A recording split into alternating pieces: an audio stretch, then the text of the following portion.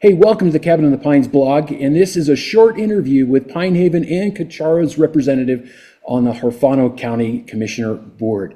Cuchara, Colorado is not an incorporated town or village or city. It's actually an unincorporated community in Huerfano County, and that means that it does not have its own municipal government like a mayor or a city council, but instead it is governed directly by the county. So today's guest is our representative on the county, Jim Chamberlain, Huerfano County Commissioner for District 2. He is a resident of the county. He brings decades of public service to the role, nearly 20 years in law enforcement, also the chief of police in Walsenburg, and more than 25 years with the U.S. Air Force Reserves. And he also has multiple overseas deployments after 9/11, and he has served so faithfully. Jim was sworn into office in January of 2025. Commissioner Chamberlain now helps guide county organizations, infrastructure, and asset management, as well as long-term standing commitments to practical leadership and service here in the county. Jim, thanks so much for carving out some time. You are crazy busy, and I really appreciate you helping us understand the governance better. Well, thank you for having me. I hope I can impart some wisdom. So I was involved in the commission in Aurora for the chief of police. And when I read that you were the chief of police, I'm like, man, what of those two jobs are easier, enforcing the law or dealing with all the county information? I mean, they both sound like the hot seat to me, but which one have you enjoyed? Yes, actually, I enjoyed both of them, and the complaints are kind of the same, except with the county commission, we're dealing more with like roads and infrastructure, and on the police side, it was, well, why can't you catch this guy, or why can't you catch that guy? Yeah, I hear you. Well, listen, one of the reasons I wanted to chat with you is, those of us who own property in the county, we're dealing with our own lives and how things affect us, but you're kind of at the top of the mast. You're seeing views and perspectives and line of sights that we don't see. What are three things that you want to use your leadership and influence to accomplish in District 2? Well, if you would have told me a couple of years ago that I'd be sitting here in this position, I would have told you were crazy.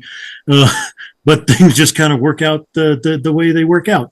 And one of the things, or the things that I kind of see is, what we need to bring into the county is economic growth, economic development, jobs, and tourism, because we don't really have any core industries here to keep people here. I grew up here in Huerfano County. My family moved here in 1983. I graduated from high school in Levita way back when. A long time ago.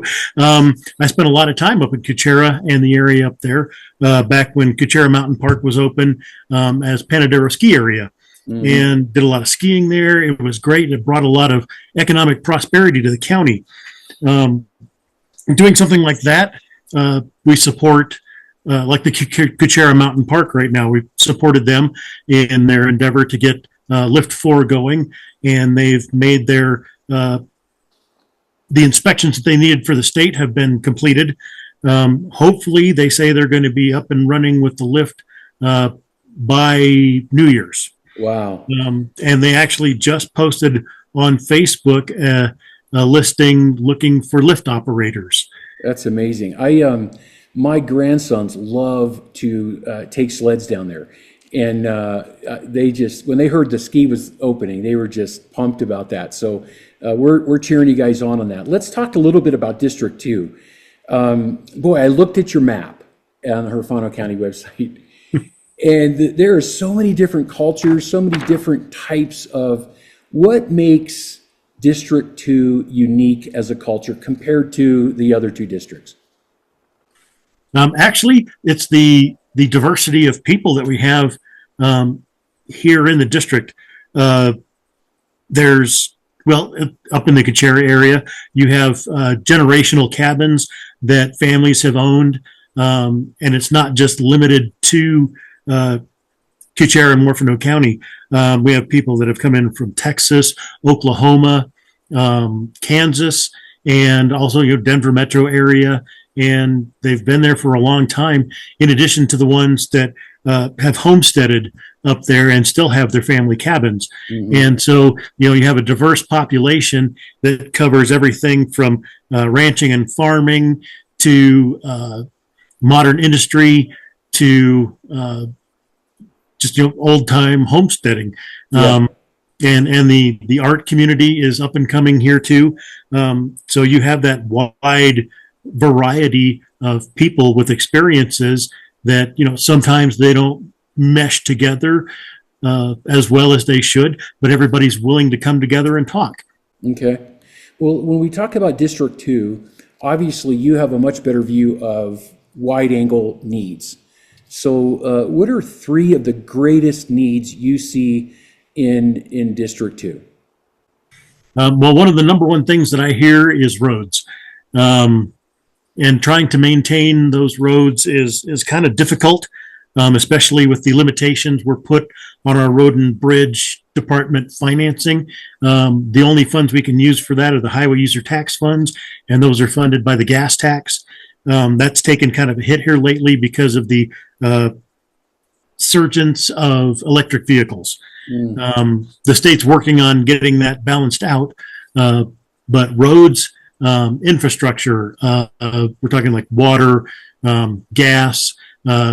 There aren't any, natural gas pipelines that run up to Cuchara in that area, or into La Vita. So it's basically a matter of, you have to have your propane delivered, and bringing in jobs. We need to bring in jobs.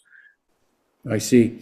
Well, one of the things that is unique to what you do, Jim, is, you kind of in a position you're getting information that the public isn't getting. You're getting access to people and industries. You see dots on the horizon that we don't see, threats.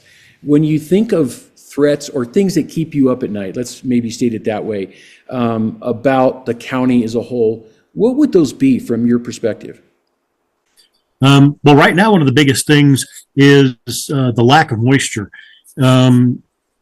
Keeping up with the weather and the trends there. This is one of the driest times we've had since 2016. And back in 2016, we had the East Peak fire start. And then in 2018, we had the Spring Creek fire. I was working as a deputy marshal in La Vita when that happened. And that was, for lack of a better word, pretty terrifying, because there hadn't been any forest fires in our area for over 120 years. And so all the thick underbrush that was there that had pine needles that had stacked up, working with the firefighters and people that were coming down from Denver to help out, that have been in firefighting for 40 years, had seen fire behavior that they have never seen before anywhere. Wow.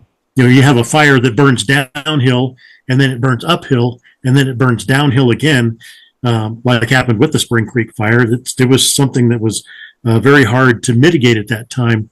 And so, one of the things that we're trying to do as a county is fire mitigation. We just passed our wildfire, our county hazard mitigation plan, and getting that just, education for residents to keep flammables trimmed up around your house. If your trees are too close, keep those branches trimmed up to a level that the fire won't get to that and burn down your house or burn down anything that is near there. Yeah, those ladder fuels are dangerous, aren't they? Pinehaven's firewise, so a bunch of us got out there and we're trying to deal with some of that ladder fuel. But these trees and the forest is amazing, but it comes with an incredible responsibility, doesn't it? Yes, it does. And speaking of Pinehaven, I was going to mention earlier, my wife's uncle Larry Palmer lived in Pinehaven for probably 20 years, almost 30 years. Wow, a lot of history, and you hit the nail on the head. There are families that have passed cabins down here in 2-3 generations, and it's kind of cool to see. So, hey, we've talked a little bit about dangers that you see on the horizon that are coming. Let's switch that perspective. what are things that you just love about Huerfano County? What are a couple things that you feel are Huerfano County's strengths? We're rural, but we're close to what would you call it? Urban access. I-25 comes down and passes through Walsenburg, but there's also Highway 69, Highway 10, and Highway 160 that connects to Highway 12, which has been designated as a scenic highway of legends and one of 13 scenic byways in the United States. I'm on the Scenic Highway of Legends board, and they are getting ready to put kiosks up with historical information, Wow. So you can stop, take a look at the scenery, and read up a little bit about the history of Highway 12 and say the rock wall dikes and Cuchara Mountain Park and Cuchara as a whole, where there was a Cuchara camps, and it continues all the way down to Los Animas County to Trinidad. And so that's going to hopefully bring in a lot of people. There's also an app, Travel Stories, that has a not virtual, an audio tour you can listen to while you're driving through there. And so I think that's going to help, bring in a lot more people, a lot more tourism during the summertime. I love that app, by the way. It is really cool, and it senses your location, and when you get to a certain point, it will start giving you really cool history stuff and different information facts. So you guys did a great job on that. Well, thank you. Yes, it's something that had been worked on for quite a while, and I'm glad that it got out there and to the point now where we need to get more information out so more people use it and know that it's there. But I think it's in a good place. Awesome. Well, let's talk a little bit, kind of transition and talk about community involvement. I think it's easy, especially in the Pinehaven community. Many of us, I think I spend about 90 to 100 days here, and the rest I'm up north. But if the community wants to get involved in volunteering, problem solving, what are a couple needs that the county just feels unqualified to address? And by that, I don't mean they don't want to address. There are certain things government just is not structured to come up with solutions and things. For instance, the Firewise stuff around here, we've got to own that. So what are some opportunities that you would throw out there for folks in Cuchara and Pinehaven to get involved and be the solution in some challenges? I think it hit the nail on the head right there with the Firewise community. Volunteering to get out and help keep things not just looking good, but safe. The county is just getting ready to establish a county revitalization authority. And so we've been out with petitions, getting signatures to put it on the ballot.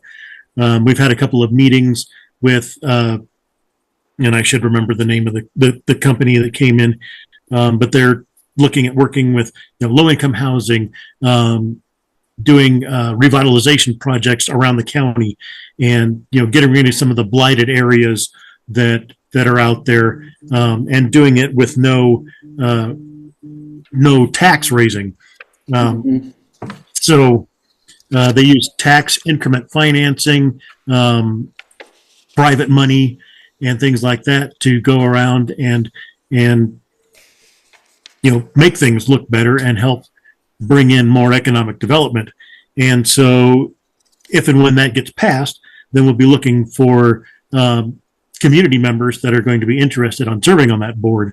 So that would be another way to get involved to help make the community better. And on the county website, we have a link to the county's monthly newsletter. And that also has links and stories about, what's going on currently in the county, and other links to where you can volunteer to help.